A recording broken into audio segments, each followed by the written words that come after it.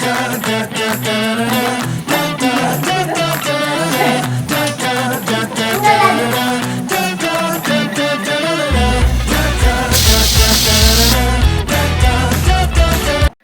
ಎಲ್ರಿಗೂ ನಮಸ್ಕಾರ. Welcome to ಸ್ವರ ಬ್ಲಾಗ್ಸ್ ಕನ್ನಡ ಯೂಟ್ಯೂಬ್ ಚಾನಲ್. ಎಲ್ಲರೂ ಹೇಗಿದ್ದೀರಾ? ಎಲ್ಲರೂ ಚೆನ್ನಾಗಿದ್ದೀರಾ ಅಂತ ಅಂದ್ಕೊಳ್ತಾ ಇದ್ದೀನಿ. ನಾನಿವತ್ತು ಸಂಡೇ ಆಗಿರೋದ್ರಿಂದ ಹಬ್ಬ ಥರ್ಸ್ಡೇ ಆಗಿದೆ. ಎಲ್ಲರ ಮನೆಯಲ್ಲೂ ಹಬ್ಬ ಆಗಿದ್ದು ನೆಕ್ಸ್ಟ್ ಡೇಲಿ ಹೊಸದೊಡ್ಕು ಮಾಡ್ತಾರೆ. ಆದರೆ ನಮ್ಮ ಮನೇಲಿ ನಾನು ಚಂದ್ರ ಕಾಣಿಸಿದ್ಮೇಲೆ ಮಾಡೋಣ ಅಂತ ಮಾಡಿರಲಿಲ್ಲ. ಚಂದ್ರ ಕಾಣಿಸೋದೇ ಫ್ರೈಡೇ ಈವ್ನಿಂಗ್ ಅಲ್ವಾ, ಅದಾದಮೇಲೆ ಇನ್ನೂ ತಂದು ಮಾಡ್ಲಿಕ್ಕಾಗಲ್ಲ ಅಂತ ಹೇಳಿ ಸ್ಯಾಟರ್ಡೆ ಮಾಡೋಣ ಅಂದರೆ ನಮ್ಮ ಮನೇಲಿ ಯಾರೂ ಸ್ಯಾಟರ್ಡೆ ನಾನ್ ವೆಜ್ ಯೂಸ್ ಮಾಡಲ್ಲ. ಅದಕ್ಕೋಸ್ಕರ ಇವತ್ತು ಸಂಡೇ ಆಗಿರೋದ್ರಿಂದ ನಮ್ಮ ಮನೆಗೆ ಇವತ್ತು ನಾನ್ ವೆಜ್ ತಂದಿದ್ರು. ನಮ್ಮ ಮನೇಲಿ ಹೊಸದೊಡ್ಕು ಇವತ್ತೇ ಮಾಡ್ತಾ ಇದ್ದೀವಿ. ಅದರಲ್ಲಿ ನಾನು ಒಂದು ರೆಸಿಪಿನ ಶೇರ್ ಮಾಡೋಣ ಅಂತ ಇವತ್ತು ಮಾಡ್ತಾ ಇದ್ದೀನಿ. ಈಗ ಸಮ್ಮರ್ ಆಗಿರೋದ್ರಿಂದ ನನ್ನ ಹಸ್ಬೆಂಡು ಸ್ವಲ್ಪ ಚಿಕನ್ನ ಅಷ್ಟು ಲೈಕ್ ಮಾಡೋದಿಲ್ಲ ಈ ಸಮ್ಮರಲ್ಲಿ. ಹಾಗಾಗಿ ಬರೀ ಮಟನ್ ಮಾತ್ರ ತೊಗೊಂಡು ಬಂದಿದ್ರು. ಅದರಲ್ಲೇ 2 ಥರ ರೆಸಿಪಿನ ಮಾಡ್ತಾ ಇದ್ದೀನಿ. ಒಂದು ಗ್ರೇವಿ ರೆಸಿಪಿ ಮಾಡ್ತಾ ಇದ್ದೀನಿ, ಇನ್ನೊಂದು ಅದೇ ಮಟನ್ ಯೂಸ್ ಮಾಡಿಕೊಂಡು ಬಿರಿಯಾನಿನ ರೆಡಿ ಮಾಡ್ಕೊಳ್ತಾ ಇದ್ದೀನಿ. ಇವತ್ತು ಬೆಳಿಗ್ಗೆನೆ ನಾನ್ ವೆಜ್ ತಂದಿದ್ರಿಂದ ತಿಂಡಿ ಏನು ಮಾಡ್ತಾ ಇರಲಿಲ್ಲ. ಹಾಗಾಗಿ ಎಂಟಿ ಸ್ಟೊಮಕಲ್ಲೇ ಒಂದು ನೆಲ್ಲಿಕಾಯಿ ಡ್ರಿಂಕ್ನ ಕುಡಿದು ಬಿಡೋಣ ಅಂತ ಫಸ್ಟ್ ನೆಲ್ಲಿಕಾಯಿ ಡ್ರಿಂಕ್ನ ಕುಡಿದ್ಬಿಟ್ಟು ಆಮೇಲಿಂದ ಅಡುಗೆ ಕೆಲಸ ಶುರು ಮಾಡೋಣ ಅಂತ ಮಾಡಿಕೊಂಡೆ. ಆ ಡ್ರಿಂಕ್ ಎಲ್ಲ ಕುಡ್ದಿದ್ದಾದ್ಮೇಲೆ ಮಟನ್ ಎಲ್ಲ ಕ್ಲೀನಾಗಿ ವಾಶ್ ಮಾಡಿ ಎತ್ತಿಟ್ಕೊಂಡು ಬಿರಿಯಾನಿಗೆ ಒಂದು ಕುಕ್ಕರ್ಗೆ ಮಟನ್ ಹಾಗೆ ಸ್ವಲ್ಪ ನೀರು, ಅದಕ್ಕೆ ಸ್ವಲ್ಪ ಸಾಲ್ಟು, ಚಿಲ್ಲಿ ಪೌಡರ್, ಅರಿಶಿನ, ಧನಿಯಾ ಪೌಡರ್ನ ಆ್ಯಡ್ ಮಾಡಿಕೊಂಡು ವಿಷಲ್ ಹಾಕೊಳ್ತಾ ಇದ್ದೀನಿ. ಇದನ್ನು ಬಿರಿಯಾನಿಗೋಸ್ಕರ. ನನ್ನ ಮಗ ಬಿರಿಯಾನಿ ಅಂದ ತಕ್ಷಣ ಫುಲ್ ಕುಣಿತಾ ಇದ್ದ. ತುಂಬಾ ಇಷ್ಟಪಡ್ತಾರೆ ಮಕ್ಕಳು ಬಿರಿಯಾನಿನ, ಅದಕ್ಕೋಸ್ಕರ ಅವ್ರಿಗೆ ಮಾಡ್ತಾ ಇದ್ದೆ. ನನ್ನ ಹಸ್ಬೆಂಡಿಗೆ ಗ್ರೇವಿ ಥರ ಇದ್ದರೆ ಇಷ್ಟ, ಅವ್ರಿಗೋಸ್ಕರ ಗ್ರೇವಿನ ಮಾಡ್ತಾ ಇದ್ದಿದ್ದು. ಇದನ್ನು ಬಿರಿಯಾನಿಗೆ ಈ ರೀತಿ ಕುಕ್ಕರಲ್ಲಿ ಹಾಕಿಬಿಟ್ಟು ಮಟನ್ ಒಂದು 50 to 80% ಕುಕ್ ಆಗೋಷ್ಟು ಬೇಯಿಸ್ಕೊಂಡು ಬಿಡಬೇಕು. ಬಿರಿಯಾನಿಗೆ ವಿಷಲ್ ಎಲ್ಲ ಹಾಕಿದ್ದಾದಮೇಲೆ ಇನ್ನು ಮಟನ್ ಗ್ರೇವಿಗೆ ರೆಡಿ ಮಾಡ್ಕೊಳ್ಳೋಣ ಅಂತ ಅದಕ್ಕೆ ಯಾವ್ಯಾವ ರೀತಿ ಪೇಸ್ಟ್ ಬೇಕು ಅದನ್ನು ರೆಡಿ ಮಾಡ್ಕೊಳ್ತಾ ಇದ್ದೆ. ಅದಕ್ಕೆ ಫಸ್ಟ್ ಒಂದು ಜಾರಿಗೆ ಈರುಳ್ಳಿ, ಸ್ವಲ್ಪ ಶುಂಠಿ, ಒಂದು ಸ್ವಲ್ಪ ಬೆಳ್ಳುಳ್ಳಿ ಹಾಗೆ ಒಂದು ಸ್ವಲ್ಪ ಕೊತ್ತಂಬರಿ ಸೊಪ್ಪನ್ನ ಆ್ಯಡ್ ಮಾಡಿಕೊಂಡು ಫಸ್ಟ್ ಗ್ರೈಂಡ್ ಮಾಡಿ ಎತ್ತಿಟ್ಕೊಳ್ಬೇಕು. ಇದು ಫಸ್ಟ್ ಪೇಸ್ಟ್ ಇದು ಗ್ರೇವಿಗೆ ಹಾಕಲಿಕ್ಕೆ ಇದು ಫಸ್ಟ್ ಪೇಸ್ಟ್ ಯೂಸ್ ಮಾಡೋ ಅಂಥದ್ದು. ಇದಾಗಿದ್ದಾದಮೇಲೆ ಬೇರೆ ಕಾಯಿನ ಯೂಸ್ ಮಾಡಿ ಇನ್ನೊಂದು ಪೇಸ್ಟ್ ಹಾಕ್ಕೊಳ್ಳೋದು.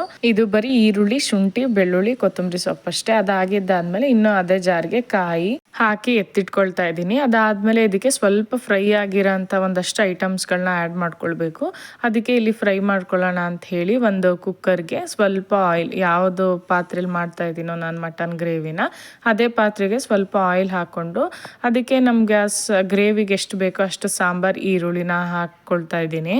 ಈ ಸಾಂಬಾರು ಈರುಳ್ಳಿನ ಯೂಸ್ ಮಾಡೋದ್ರಿಂದ ಎಷ್ಟು ಟೇಸ್ಟೇ ಡಬಲ್ ಆಗುತ್ತೆ ಅಂತ ಹೇಳ್ಬೋದು. ಬರೀ ವೆಜ್ಜಿಗೆಲ್ಲ ಈ ಥರ ನಾನ್ ವೆಜ್ಜಿಗೆ ಹಾಕಿದ್ರೂ ತುಂಬ ಚೆನ್ನಾಗಿರುತ್ತೆ.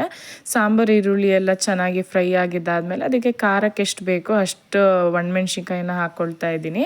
ಅದಾದಮೇಲೆ ಸ್ವಲ್ಪ ಶುಂಠಿ ಹಾಗೆ ಸ್ವಲ್ಪ ಬೆಳ್ಳುಳ್ಳಿ, ಇದು ಬೇಕಂದರೆ ಹಸಿಮೆಣ್ಸಿನ್ಕಾಯಿನೂ ಕೂಡ ಆ್ಯಡ್ ಮಾಡ್ಕೋಬೋದು. ಬಟ್ ಈ ಟೈಮ್ನಲ್ಲಿ ಬೇಡ, ಸಮ್ಮರ್ ಅಲ್ವಾ ಅಂತ ಹೇಳಿ ನಾನು ಒಣಮೆಣ್ಸಿನ್ಕಾಯಿನ ಹಾಕ್ಕೊಳ್ತಾ ಇದ್ದೀನಿ. ಅದಾಗಿದ್ದಾದಮೇಲೆ ಅದು ಸ್ವಲ್ಪ ಚಕ್ಕೆ, ಲವಂಗ ಹಾಗೆ ಸೋಂಪು ಎಲ್ಲನೂ ಆ್ಯಡ್ ಮಾಡಿಕೊಂಡೆ ಮಸಾಲೆನ. ಅದಾಗಿದ್ದಾದಮೇಲೆ ಸ್ವಲ್ಪ ಕಾಯಿ ಹಾಕ್ಕೊಂಡಿದ್ನಲ್ಲ ಅದನ್ನು ಕೂಡ ಹಾಕಿ ಒಂದು ಸ್ವಲ್ಪ ಫ್ರೈ ಮಾಡ್ಕೊಂಡು ಎತ್ತಿಟ್ಕೊಳ್ತಾ ಇದ್ದೀನಿ. ಅದಾಗೋ ಅಷ್ಟರಲ್ಲಿ ಈ ಕಡೆ ಮಟನ್ ವಿಷಲ್ ಹಾಕ್ಕೊಂಡಿದ್ನಲ್ಲ ಅದನ್ನು ಚೆಕ್ ಮಾಡ್ತಾ ಇದ್ದೀನಿ. ಮಟನ್ ಬಿರಿಯಾನಿಗೆ ನಾನು ಬೆಂದಿದೆಯಾ ಅಂತ ಹೇಳಿಬಿಟ್ಟು ಫುಲ್ಲು ಮಟನ್ ಬೆಂದಿದೆ ಅಂತ ಅನಿಸ್ತಾ ಇತ್ತು ನನಗೆ. ಅದಾದಮೇಲೆ ಈ ಕಡೆ ಇದೆಲ್ಲ ಫ್ರೈ ಆಗಿರೋದು ಕೂಲ್ ಆಗಿದ್ಮೇಲೆ ಅದನ್ನು ಒಂದು ಜಾರ್ಗೆ ನಾನು ಹಾಕ್ಕೊಂಡು ಟ್ರಾನ್ಸ್ಫರ್ ಮಾಡ್ಕೊಳ್ತಾ ಇದ್ದೀನಿ ಗ್ರೈಂಡ್ ಮಾಡಲಿಕ್ಕೆ ಅಂತ. ಅದು ಜಾರಲ್ಲಿ ಇನ್ನೂ ಒಂದು ಸ್ವಲ್ಪ ಹೊತ್ತು ಕೂಲ್ ಆಗಲಿ, ಒಂದು ಪೇಸ್ಟ್ ರೆಡಿ ಆಗಿದೆಯಲ್ಲ ಅಂತ ಕುಕ್ಕರ್ಗೆ ಮತ್ತೆ ಒಂದು ಸ್ವಲ್ಪ ಆಯಿಲ್ನ ಆ್ಯಡ್ ಮಾಡಿಕೊಂಡು ಫಸ್ಟ್ ಈರುಳ್ಳಿ ಪೇಸ್ಟ್ ಮಾಡ್ಕೊಂಡಿರ್ತೀವಲ್ಲ ಅದನ್ನು ಆ್ಯಡ್ ಮಾಡ್ಕೊಳ್ಬೇಕು. ಸ್ವಲ್ಪ ಮೆಂತ್ಯ ಸೊಪ್ಪು ಸಣ್ಣದಾಗಿ ಕಟ್ ಮಾಡಿರೋದು ಹಾಕ್ಕೊಂಡ್ರೂ ಇನ್ನೂ ಚೆನ್ನಾಗಿರುತ್ತೆ.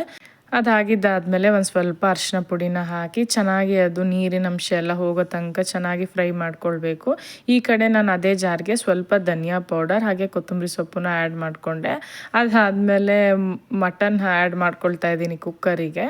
ಇದು ಫ್ರೈ ಆಗ್ಲಿಕ್ಕೆ ಬಿಟ್ಬಿಟ್ರೆ ಈ ಕಡೆ ನಾನು ಆಮೇಲೆ ಅದನ್ನು ಗ್ರೈಂಡ್ ಮಾಡ್ಕೋಬೋದು. ಮಟನ್ ಬೆಂದಿಲ್ಲ ಅಂದರೆ ವಿಷಲ್ ಹಾಕೋಬೋದಲ್ಲ ಅಂತ ಇದನ್ನು ಹಂಗೆ ರೆಡಿ ಮಾಡ್ಕೊಳ್ತಾ ಇದ್ದೀನಿ ಅಷ್ಟೇ. ಅದಾಗಿ ಮಟನ್ ಎಲ್ಲ ಹಾಕಿದಾದ್ಮೇಲೆ ಅದಕ್ಕೊಂದು ಸ್ವಲ್ಪ ಸಾಲ್ಟ್ ಆ್ಯಡ್ ಮಾಡಿ ಚೆನ್ನಾಗಿ ಒಂದು ಒಳ್ಳೆ ಮಿಕ್ಸ್ ಕೊಡಬೇಕು. ಅದೆಲ್ಲ ಚೆನ್ನಾಗಿ ಮಿಕ್ಸ್ ಆಗಿದ್ದಾದಮೇಲೆ ಅದರಲ್ಲೂ ನೀರಿನ ಅಂಶ ಎಲ್ಲ ಬಿಡತ್ತೆ ಅಲ್ವಾ, ಅದಕ್ಕೂ ಟೈಮ್ ತೊಗೊಳತ್ತೆ. ಹಾಗಾಗಿ ನಾನು ಅದ್ರ ಜೊತೆಗೇ ಇದನ್ನು ಮಾಡ್ಕೊಳ್ತಾ ಇದ್ದೀನಿ ಅಷ್ಟೇ. ಅದಾದಮೇಲೆ ಇದನ್ನು ಒಂದು ಪೇಸ್ಟ್ ರೆಡಿ ಮಾಡ್ಕೊಂಡು ಬಿಡೋಣ ಅಂತ ಈಗ ಅದು ಚೆನ್ನಾಗಿ ಫ್ರೈ ಆಗ್ಲಿಕ್ಕೆ ಬಿಟ್ಬಿಟ್ಟು ಪೇಸ್ಟ್ ರೆಡಿ ಮಾಡ್ಕೊಳ್ತಾ ಇದ್ದೀನಿ. ನಾನು ಮಸಾಲೆ ಎಲ್ಲ ರೆಡಿ ಗ್ರೈಂಡ್ ಮಾಡ್ಕೊಳ್ಳೋ ಅಷ್ಟರಲ್ಲಿ ಇದು ಚೆನ್ನಾಗಿ ಈ ಥರ ನೀರೆಲ್ಲ ಹೋಗ್ಬಿಟ್ಟು ಹಸಿ ನೀರೆಲ್ಲ ಹೋದರೆ ಸ್ವಲ್ಪ ಮಟನ್ ಆ ಥರ ಸ್ಮೆಲ್ ಬರಲ್ಲ ಅಂತ ಇಷ್ಟು ಚೆನ್ನಾಗಿ ಫ್ರೈ ಆಗಲಿ ಅಂತ ಹೇಳಿ ಆಯಿಲ್ ರಿಲೀಸ್ ಆಗೋ ತನಕನೂ ಚೆನ್ನಾಗಿ ಫ್ರೈ ಮಾಡ್ಕೊಳ್ತೀನಿ. ಅದಾದಮೇಲೆ ರೆಡಿ ಮಾಡಿ ಇಟ್ಕೊಂಡಿರೋ ಅಂಥ ಪೇಸ್ಟನ್ನು ಆ್ಯಡ್ ಮಾಡ್ಕೊಳ್ತಾ ಇದ್ದೀನಿ ನಾನು. ನಮ್ಮದು ಇದು ಮಟನು ವಿಷಲ್ ಹಾಕೋ ಥರನೇ ಇರಲಿಲ್ಲ ಅವತ್ತು ತಂದಿದ್ದು, ತುಂಬಾ ಚೆನ್ನಾಗಿತ್ತು. ಅದಾಗಿದ್ದಾದಮೇಲೆ ಅದಕ್ಕೆ ನಮ್ಗೆ ಯಾವ ಕನ್ಸಿಸ್ಟೆನ್ಸಿಗೆ ಬೇಕೋ ಆ ಕನ್ಸಿಸ್ಟೆಂಟಿಗೆ ನೀರನ್ನೆಲ್ಲ ಆ್ಯಡ್ ಮಾಡಿಕೊಂಡು ಟೇಸ್ಟ್ ಎಲ್ಲ ನೋಡಿ ಸಾಲ್ಟ್ ಎಲ್ಲ ಕರೆಕ್ಟ್ ಆಗಿದೆಯಾ ಅಂತ ಹೇಳಿ ವಿಷಲ್ ಹಾಕಿದೆ. ಒಂದು ಮಟನ್ ಬೇಯೋಷ್ಟೇನು ಇರಲಿಲ್ಲ, ಬಟ್ ಮಸಾಲೆನೂ ಎಲ್ಲ ಚೆನ್ನಾಗಿ ಬೆಂದಂಗೆ ಅನಿಸುತ್ತೆ, ಚೆನ್ನಾಗಿ ಆಯಿಲ್ ರಿಲೀಸ್ ಆಗಿರುತ್ತೆ ಅಂತ ಹೇಳಿ ಒಂದು ವಿಷಲ್ ಆಗಲಿಕ್ಕೆ ಅಂತ ಹೇಳಿ ಮುಚ್ಚಿ ಅದನ್ನು ಇಟ್ಬಿಟ್ಟೆ. ಅದಕ್ಕೆ ಅಷ್ಟೇ ಮಟನ್ ಗ್ರೇವಿ ತುಂಬ ಚೆನ್ನಾಗಿ ರೆಡಿ ಆಗಿಬಿಡುತ್ತೆ. ಅದಾದಮೇಲೆ ಈ ಕಡೆ ಬಿರಿಯಾನಿಗೆ ಅಂತ ಹೇಳಿ ಒಂದು ಪ್ಯಾನಿಗೆ ಒಂದು ಸ್ವಲ್ಪ ಆಯಿಲ್ ಹಾಗೆ ಒಂದು ಸ್ವಲ್ಪ ತುಪ್ಪನ ಆ್ಯಡ್ ಮಾಡಿಕೊಂಡು ಸೋಂಪು ಕಾಳನ್ನ ಆ್ಯಡ್ ಮಾಡ್ಕೊಳ್ತಾ ಇದ್ದೀನಿ ನಾನು. ಅದಾಗಿದ್ದಾದಮೇಲೆ ಮಸಾಲೆ ಸ್ಪೈಸಸ್ ಏನೇನಿರುತ್ತೆ, ಚಕ್ಕೆ, ಲವಂಗ, ಬಿರಿಯಾನಿ ಎಲೆ, ಚಕ್ರ ಮೊಗ್ಗು, ಮರಾಠ ಮೊಗ್ಗು, ಏಲಕ್ಕಿ ಎಲ್ಲ ಒಂದೊಂದೇನೆ ನಾನು ಮಾಡ್ತಾ ಇರೋದು. ಬರೀ 1.5 ಕಪ್ ಅಷ್ಟು ಮಾಡ್ತಾ ಇದ್ದೆ. ಎಲ್ಲ ಒಂದೊಂದೇ ಹಾಕ್ಕೊಳ್ತೀನಿ, ತುಂಬ ಮಸಾಲೆಗಳನ್ನ ನಾನು ಆ್ಯಡ್ ಮಾಡ್ಕೊಳ್ಳೋದಿಲ್ಲ ಇದಕ್ಕೆ. ಈ ಐಟಮ್ಸ್ ಎಲ್ಲ ಹಾಕಿದ್ದಾದ್ಮೇಲೆ ಅದೆಲ್ಲ ಚಟಪಟ ಅಂದಾದ್ಮೇಲೆ ಸ್ವಲ್ಪ ಹೆಚ್ಚಿಟ್ಕೊಂಡಿರೋ ಹಸಿರು ಮೆಣಸಿನ್ಕಾಯಿ ಅದೆಲ್ಲ ಚೆನ್ನಾಗಿ ಫ್ರೈ ಆಗೋ ಅಷ್ಟರಲ್ಲಿ ಮಟನ್ ಗ್ರೇವಿದು ವಿಷಲ್ ಕೂಡ ಆಯ್ತು. ಈಗ ಪರ್ಫೆಕ್ಟ್ ಕುಕ್ ಅದಾದ್ಮೇಲೆ ಮೆಣಸಿನ್ಕಾಯಿ ಕೂಡ ಫ್ರೈ ಆಗಿದ್ದಾದ್ಮೇಲೆ ಸ್ವಲ್ಪ ಈರುಳ್ಳಿನ ಆ್ಯಡ್ ಮಾಡ್ಕೊಳ್ತಿದ್ದೀನಿ, ಸಣ್ಣದಾಗಿ ಹೆಚ್ಚಿರೋದು. ಈರುಳ್ಳಿ ಎಲ್ಲ ಸ್ವಲ್ಪ ಫ್ರೈ ಆಗಿದ್ದಾದ್ಮೇಲೆ ಅದಕ್ಕೊಂದು ಸ್ವಲ್ಪ ಅರಿಶಿನ ಆ್ಯಡ್ ಮಾಡ್ಕೊಳ್ತಾ ಇದ್ದೀನಿ. ಬಿರಿಯಾನಿ ಇಷ್ಟ ನನಗೆ, ಇಷ್ಟನಾ ಬಿರಿಯಾನಿ? ಬಿರಿಯಾನಿ ಇಷ್ಟ ಇಲ್ಲ ನಿಮಗೆ? ಏನು ಮಾಡ್ತಾ ಇದ್ದೀವಿ? ಇಷ್ಟನಾ ನಿಮಗೆ? ತಿಂತೀರಾ? ಎಷ್ಟು ತಿಂತೀರಾ? ಅಷ್ಟೇ, ಜಾಸ್ತಿ. ನಿಂಗೆ ಇಷ್ಟನಾ ಮಟನ್ ಬಿರಿಯಾನಿ?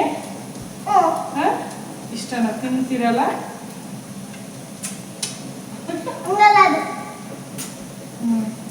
ಹಂಗ ಇಷ್ಟನಾ ನಿಮಗೆ? ನಿಮಗೆ ಅಷ್ಟು ಎಷ್ಟು ತಿಂತೀರಾ ಇಬ್ರು?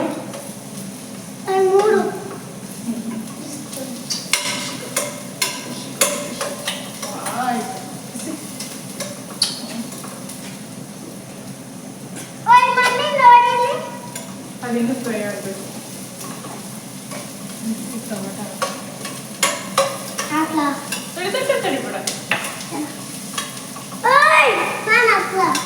ಅವರೇ ಹೆಲ್ಪ್ ಮಾಡ್ತೀನಿ ಅಂತ ಹೇಳಿ ಟೊಮೆಟೊ ಎಲ್ಲನೂ ಕೂಡ ಅವನೇ ಆ್ಯಡ್ ಮಾಡ್ತಾ ಇದ್ದಾನೆ. ಒಬ್ಬರೇ ಹಾಕೋಕ್ಕಾಗೋದು, ನಿಧಾನ ಕೈ ಸುಡುತ್ತೆ.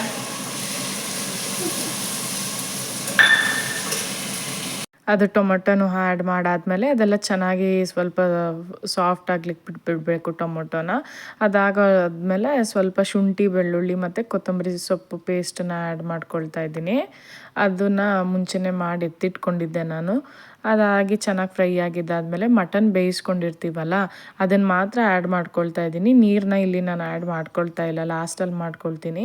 ಮಟನ್ ಎಲ್ಲ ಹಾಕಿ ಚೆನ್ನಾಗಿ ಫ್ರೈ ಆಗ್ಲಿಕ್ಕೆ ಬಿಟ್ಬಿಡಬೇಕು. ಅದಾದಮೇಲೆ 1 ಕಪ್ಪಷ್ಟು ಮೊಸರನ್ನು ಕೂಡ ಆ್ಯಡ್ ಮಾಡ್ಕೊಳ್ತಾ ಇದ್ದೀನಿ.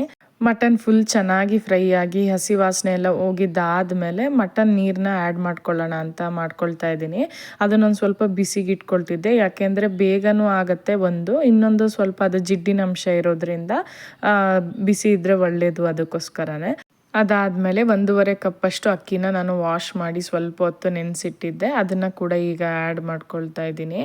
ತುಂಬ ಹೊತ್ತೇನಿಲ್ಲ, ಒಂದು 5-10 ನಿಮಿಷ ನೆನೆಸಿಟ್ಟಿದ್ದೆ ಅಷ್ಟೇ. ಅದು ಅಕ್ಕಿ ಎಲ್ಲ ಹಾಕಿದ್ದಾದಮೇಲೆ ಈಗ ಬಿಸಿಗೆ ಇಟ್ಕೊಂಡಿದ್ನಲ್ಲ, ಅದು ಫಸ್ಟೇ ಮಟನಲ್ಲಿ ಬೇಯಿಸ್ಕೊಂಡಿದ್ದ ನೀರನ್ನು ಅದನ್ನು ಈಗ ಆ್ಯಡ್ ಮಾಡ್ಕೊಳ್ತಾ ಇದ್ದೀನಿ. ಆ್ಯಕ್ಚುಲಿ ಈ ವಾಟರ್ ಹಾಕೋದ್ರಿಂದನೇ ಬಿರಿಯಾನಿ ಡಬ್ಬಲ್ ಟೇಸ್ಟ್ ಆಗುತ್ತೆ ಅಂತಲೇ ಹೇಳ್ಬೋದು. ತುಂಬ ಅಂದರೆ ತುಂಬ ಚೆನ್ನಾಗಾಗತ್ತೆ ಆ್ಯಕ್ಚುಲಿ ಈ ಥರ ಬೇಯಿಸ್ಕೊಂಡಿದ್ದ ನೀರು ಹಾಕೋದ್ರಿಂದ. ಅದಾದಮೇಲೆ ಈ ಥರ ಇರುತ್ತೆ ನೋಡಿ. ಇದೆಲ್ಲ ಹಾಕಾದ್ಮೇಲೆ ಸಾಲ್ಟ್ ಎಲ್ಲ ಟೇಸ್ಟ್ ನೋಡಿ ಒಂದು 2 to 3 ವಿಷಲ್ ಹಾಕೊಂಡ್ರೆ ಬಿರಿಯಾನಿ ಅಂತೂ ತುಂಬ ಚೆನ್ನಾಗಿ ರೆಡಿ ಆಗಿಬಿಡುತ್ತೆ. ಈ ಕಡೆ ಮಟನ್ ಗ್ರೇವಿ ಅಂತೂ ನೋಡ್ತಾ ಇದ್ದೀರಲ್ಲ ಎಷ್ಟು ಚೆನ್ನಾಗಿ ರೆಡಿಯಾಗಿರುತ್ತೆ ಅಂದರೆ ತುಂಬ ಚೆನ್ನಾಗಿರುತ್ತೆ. ನೀವು ಒಂದ್ಸತಿ ಟ್ರೈ ಮಾಡಿ ಹೇಗಿತ್ತಂತೇಳಿ ನನ್ನ ಕಮೆಂಟ್ ಸೆಕ್ಷನಲ್ಲಿ ತಿಳಿಸಿ. ಇಷ್ಟ ಆಗಿತ್ತಂದರೆ ನನ್ನ ಪೇಜ್ನ ಸಬ್ಸ್ಕ್ರೈಬ್ ಮಾಡಿ ಮರಿಬೇಡಿ.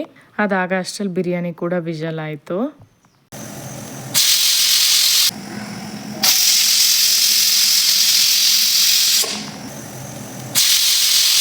ಅದೆಲ್ಲ ಸ್ವಲ್ಪ ಪ್ರೆಷರ್ ಇಳಿಯೋ ಅಷ್ಟರಲ್ಲಿ ಊರಿಂದ ನನ್ನ ಹಸ್ಬೆಂಡ್ ಹಾಲೆಲ್ಲ ತೊಗೊಂಡು ಬಂದಿದ್ರು. ಅದನ್ನೆಲ್ಲ ಸೋಸ್ಕೊಂಡು ಬಿಸಿಗೆ ಇಟ್ಕೊಳ್ಳೋಣ ಅಂತ ಇಟ್ಕೊಳ್ತಿದ್ದೆ. ಮಕ್ಕಳು ಆಲ್ರೆಡಿ ಹಸ್ವು ಅಂತ ಹೇಳ್ತಿದ್ರು. ಅದೆಲ್ಲ ಸ್ವಲ್ಪ ಪ್ರೆಷರ್ ಬಿಟ್ಬಿಟ್ರೆ ತಿನ್ನಕ್ಕೆ ಕೊಟ್ಬಿಡ್ಬೋದು ಅಂತ ಇದನ್ನ ಸೈಡಲ್ಲಿ ಮಾಡಿಕೊಂಡೆ. ಆ ಕೆಲಸ ಎಲ್ಲ ನಾನು ಮುಗಿಸ್ಕೊಳ್ಳೋ ಅಷ್ಟರಲ್ಲಿ ಈ ಕಡೆ ಬಿರಿಯಾನಿನೂ ಕೂಡ ಪ್ರೆಷರ್ ಎಲ್ಲ ಬಿಟ್ಟಿತ್ತು. ಯಾವ ರೀತಿ ಇತ್ತಂದರೆ ಅಷ್ಟು ತಿಂತಾನೆ ಇರಬೇಕು ಅಂತ ಅನ್ಸುತ್ತೆ. ಅಷ್ಟು ಟೇಸ್ಟಿಯಾಗಿರೋಂಥ ಬಿರಿಯಾನಿ ಆ್ಯಕ್ಚುಲಿ ಈ ಥರ ಮಾಡೋದ್ರಿಂದ ಈಸಿಯಾಗಿ ಬೇಗನೂ ಕೂಡ ರೆಡಿ ಮಾಡ್ಕೋಬೋದು.